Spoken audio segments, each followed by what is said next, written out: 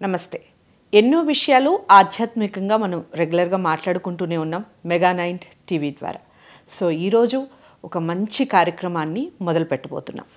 పిల్లలు, పెద్దలు ప్రతి ఒక్కరూ కూడా దీనికి సంబంధించి తెలుసుకొని తీరాలి. కారణం ఏంటంటే రాను రాను సమాజంలో చాలా రకాలైన పోకడలు మారిపోతూ ఉన్నాయి. మన సంస్కృతి సంప్రదాయాల్ని మర్చిపోవటంతో పాటుగా విమర్శన రీతి ఎక్కువగా పెరిగిపోతూ ఉంది పిల్లల్లో కూడా.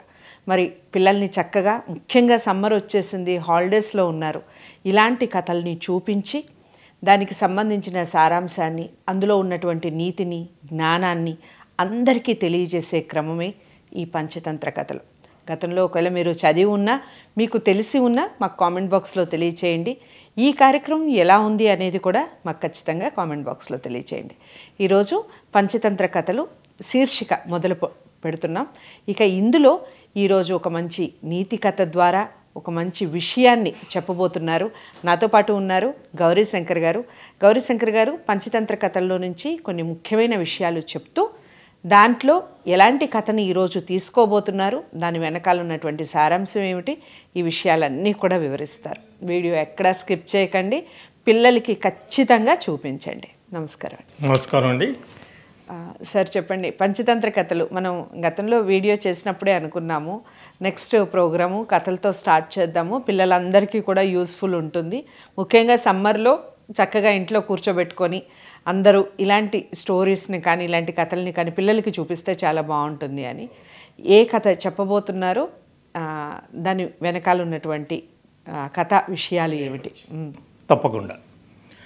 మన దేశంలో, భారతదేశంలో కొన్ని వేల సంవత్సరాలుగా సంస్కృత భాషలో అనేక మంచి సాహిత్యం మనకు వెలువడింది.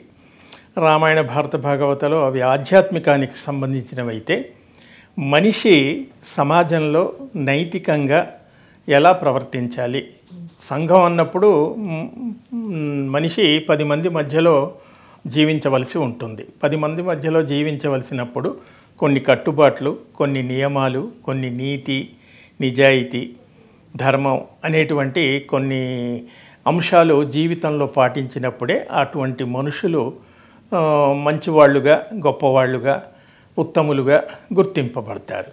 అటువంటి మనిషి గుణాన్ని, శీలాన్ని తీర్చిదిద్దేటువంటి సాహిత్యం మనకు మన సంస్కృతంలో కొన్ని వేల సంవత్సరాల క్రితమే మనకు దొరుకుతోంది, లభిస్తోంది. అటువంటి వాటిల్లో ఈ పంచతంత్ర కథలు అన్నది మనకు విష్ణు శర్మ అనేటువంటి ఒక పండితుడు, ఆయన పంచతంత్ర కథలు అని, పంచతంత్రం అని అందులో 5 భాగాలు ఉంటాయి. 5 భాగాలు, ఒక్కొక్క భాగంలో కొన్ని కథలు ఉంటాయి. ఆ రకంగా 5 భాగాలతో కూడినటువంటి ఒక కథ సంపుటిని ఆయన రచించారు. పంచతంత్ర కథలు అన్నది కేవలం మన దేశానికే కాకుండా ప్రపంచవ్యాప్తంగా కూడా ఇవాళ అనేక భాషల్లో అవి అనువాదం కావటం, ఇతర దేశాలలో, ఇతర సమాజాల్లో కూడా ఈ పంచతంత్ర కథలు చాలా ప్రాచుర్యంలో ఉన్నటువంటివి, చాలా ప్రసిద్ధమైనటువంటివి. ఆ విధంగా పంచతంత్ర కథల్లో ఏ విధంగా నీతి, ధర్మం అనేవి చెబుతాయో అదేవిధంగా మరొకటి హితోపదేశం అని మరొక కథల సంపుటి కూడా మనకు ఉంది. హితోపదేశం ఇది నారాయణ పండితుడు అనేటువంటి ఒక రచయిత హితోపదేశం రచించారు. అంటే మంచి చెప్పటం, మంచిని చెప్పటం. ఈ విధంగా విష్ణు శర్మ పంచతంత్రాన్ని, నారాయణ పండితుని హితోపదేశంలో ఉన్న ఈ కథల్ని కలిపి మనకు తెలుగులో మన తెలుగు రచయితలు అనువాదం చేసి తెలుగులో కూడా వాటిని తీసుకొచ్చారు. ఆ రకంగా ఇవాళ మనం తెలుగు వాళ్ళకి ఈ కథలు చెప్తున్నాం. తెలుగు వాళ్ళకి చెప్పినా, ఎవరికి చెప్పినా కథే ఉంటుంది, నీతి అందరికీ ఒకేలా ఉంటుంది. కాబట్టి మన భాషలో వచ్చిన అనువాద కథల్ని మూలంలో ఉన్నటువంటి వాటిని తీసుకొని వాళ్ళు యథాతథంగా అనువాదం చేశారు. అటువంటి కథల్లో ఇందాక చెప్పిన పంచతంత్రం కథల్లో నుంచి 4 భాగాలు తీసుకొని పరవస్తు చిన్నయ్య సూరి అని ఆయన గొప్ప వ్యాకరణవేత్త, తెలుగులో గొప్ప పండితుడు, ఆయన మిత్ర లాభము, మిత్ర భేదము అనేటువంటి 2 అంశాలతో కూడినటువంటి కథలను పరవస్తు చిన్నయ్య సూరి తెలుగులోకి అనువాదం చేశారు. ఆ మూలంలో పంచతంత్రం విష్ణు శర్మవి తీసుకుని. అదేవిధంగా ఆ తర్వాత చిన్నయసూరి తర్వాత కందుకూరి వీరేశలింగం పంతులు గారు ఆయన విగ్రహము సంధి అని సంస్కృతంలో ఉన్న వాటిని తెలుగులోకి అనువాదం చేసి ఈయన మరో 2 భాగాలు చేశారు. ఇవాళ మనకి పరవస్తు చిన్నయసూరు చేసినటువంటి మిత్ర లాభము, మిత్ర భేదము, కందుకూరి వీరేశలింగం చేసినటువంటి విగ్రహము సంధి అనే ఈ 4 భాగాలను కలిపి తెలుగులో మనం ఇవాళ నీతి చంద్రిక అనే పేరుతో కథల సంపుటిగా మనకి ఇవాళ దొరుకుతోంది. సో ఇవాళ మనం పంచతంత్ర కథలు చదవాలి అంటే సంస్కృతం తెలిసిన వాళ్ళు చదువుతారు, ఇతర భాషల్లోకి అనువాదమైన వాళ్ళు ఆ భాషలో వచ్చిన వాళ్ళు చదువుతారు.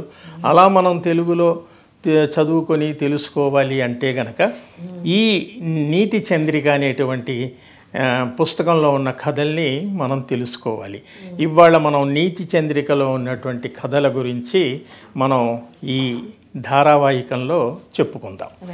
ఆ రకంగా నీతి చంద్రికలో ఇందాక చెప్పినట్టుగా పరవస్తి చిన్నయసూరి మిత్రలాభము మిత్రభేదము అని రాశారు కదా. ఇవాళ మొట్టమొదట మిత్రలాభంలో అనేటువంటి భాగంలో ఉన్నటువంటి కొన్ని కథలు, మిత్రలాభంలో చాలా కథలు ఉంటాయి, అలాగే మిత్రభేదంలో చాలా ఉంటాయి, మళ్ళీ విగ్రహంలో చాలా ఉంటాయి, సంధిలో చాలా ఉంటాయి. వీటన్నిటికీ ఒక ఇంటర్లింక్ ఉంటుంది, అంటే అంతఃసూత్రం ఉంటుంది. ఆ అంతఃసూత్రం ద్వారా ఇవి నడుస్తూ ఉంటాయి. అటువంటి వాటిల్లో ఇవాళ మనం మిత్రలాభంలో ఉన్నటువంటి మొట్టమొదటి కథ గురించి చెప్పుకుందాం. అయితే ఈ కథలు చెప్పే ముందు ఒక విషయం చెప్పవలసి ఉంది. ఈ కథల్లో మామూలుగా కథ అనగానే మనకు అనగనగా ఒక రాజు, ఆ రాజుకు ఇలా చెప్పుకుంటూ ఉంటాం. కథలంటే మనుషులే పాత్రలుగా ఉంటారు. మనుషులు అంటే వాళ్ళు సాధారణ వ్యక్తులు కావచ్చు, రాజులు కావచ్చు, దేవతలు, పురాణ పురుషులు, రకరకాల కథల్లో రకరకాల పాత్రలు ఉంటాయి. అయితే వాళ్ళంతా మనుషులుగానే మనకు కనిపిస్తూ ఉంటారు. కానీ ఈ పంచతంత్ర కథల్లో ఉన్న ప్రత్యేకత ఏమిటంటే రచయిత ఏం చేశాడంటే మనకు మనుషులతో పాటు మనకి 88 లక్షల జీవరాశులు ఈ భూమి మీద ఉన్నాయని చెప్పుకుంటున్నాం శాస్త్రీయంగా. అలా ఇతర జీవరాశులు అంటే పశుపక్షాదులు, క్రిమికీటకాలు, తర్వాత జలచరాలు, తర్వాత ఎగిరేటువంటి పక్షులు, మృగాలు, జంతువులు, ఇలా చాలా ఉన్నాయి కదా మనిషి కాకుండా. ఇటువంటి వాటిని తీసుకుని వాటిని పాత్రలుగా చేసి అవి మనుషులుగానే ప్రవర్తిస్తున్నట్టుగా మనకు అనిపిస్తూ ఉంటాయి. మనిషికి ఉన్నటువంటి ఆకలి దప్పులు, మనిషికి ఉన్నటువంటి కోపతాపాలు, మనిషికి ఉన్నటువంటి సంతోషం, ఈ భావాలన్నీ కూడా ఫీలింగ్స్ అంటామే, అవి వాటిల్లో ఉన్నట్టుగా మనుషులుగానే మనకు అనిపిస్తాయి. అవి తీసుకొని వాటికి ఏనుగు, పులి, నక్క, పాము, కాకి, ఇలా రకరకాలవన్నీ, ఆవు, ఇలా ఉన్నాయి పక్షులు. వీటి తీసుకుని వాటికి కొన్ని పేర్లు పెట్టి అట్లా కథలు నడిపారు. కాబట్టి ఈ కథలు చదివి తెలుసుకునే ముందు ఇది తెలుసుకోవటం చాలా ముఖ్యం. మామూలుగా మనం అదేంటి పక్షి అంటే ఇప్పుడు చిన్నపిల్లలకి ఇవి చాలా ఆసక్తిగా ఉంటాయి. చిన్నపిల్లలు ఇవాళ మనకి కామిక్స్ అని పిల్లలకి మనం టామ్ అండ్ జెర్రీ, ఇవాళ విపరీతంగా ప్రపంచంతో పిల్లలంతా చూసేది టామ్ అండ్ జెర్రీ. ఇవన్నీ కూడా మనకి కుందేలు, తాబేలు ఇలాంటివి ఉంటాయే, ఇలాంటి కథలు అనమాట. అవి చాలా ఆసక్తిగా ఉంటాయి. తర్వాత దాని వెనక ఒక మెసేజ్ ఉంటుంది, మెసేజ్ ఓరియంటెడ్ అనమాట. ప్రతిదీ సందేశాన్ని చెప్పేటువంటి కథలు ఉంటాయి.